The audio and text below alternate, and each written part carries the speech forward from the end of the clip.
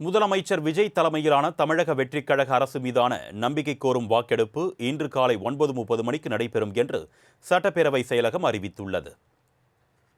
சட்டப்பேரவை தேர்தல் வாக்கு எண்ணிக்கை முடிவுகளுக்கு பிறகு அதிக எண்ணிக்கையிலான இடங்களை விஜய் தலைமையிலான தமிழக வெற்றிக் கழகம் கைப்பற்றியது.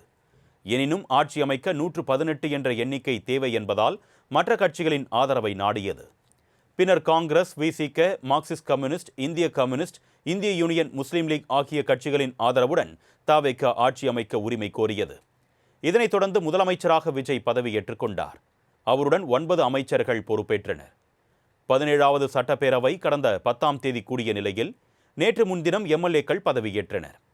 சட்டப்பேரவைத் தலைவர் ஜேசிடி பிரபாகர், துணைத் தலைவர் ரவிசங்கர், கொறடாவாக சபரிநாதன் ஆகியோர் நேற்று நியமனம் செய்யப்பட்டனர். இந்நிலையில் நம்பிக்கை கோரும் வாக்கெடுப்பு நடத்தி சட்டப்பேரவையில் இன்று விஜய் பெரும்பான்மையை நிரூபிக்க உள்ளார்.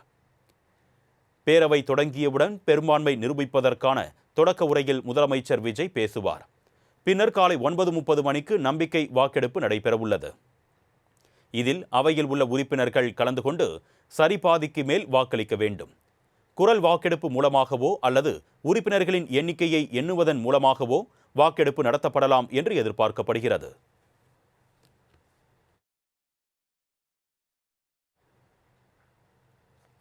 முதலமைச்சர் விஜய் தலைமையிலான தமிழக வெற்றிக் கழக அரசு சட்டப்பேரவையில் பெரும்பான்மையை நிரூபிக்க வழிமுறைகள் என்ன என்பது குறித்து தற்பொழுது பார்க்கலாம்.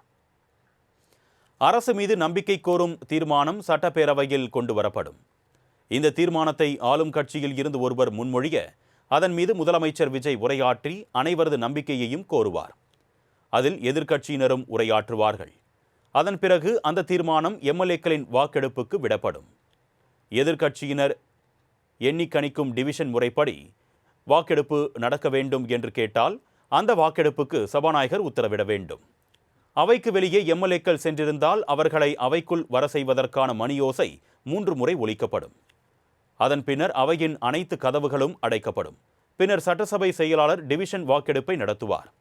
மொத்தம் 6 டிவிஷன் உள்ள நிலையில் ஒவ்வொரு டிவிஷனிலும் உள்ள எம்எல்ஏக்களிடம் சட்டசபை செயலாளர் தீர்மானத்தை ஆதரிப்போரையும் எதிர்ப்போரையும் தனித்தனியாக எழுந்து நிற்க கூறுவார்.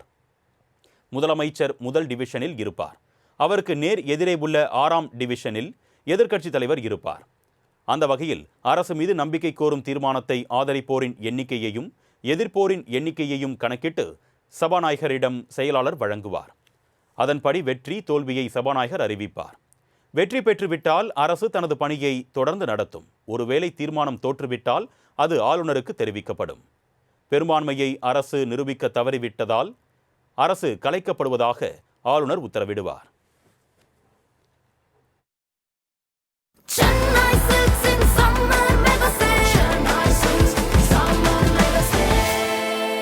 The Chennai Silks in Mega Summer Sale.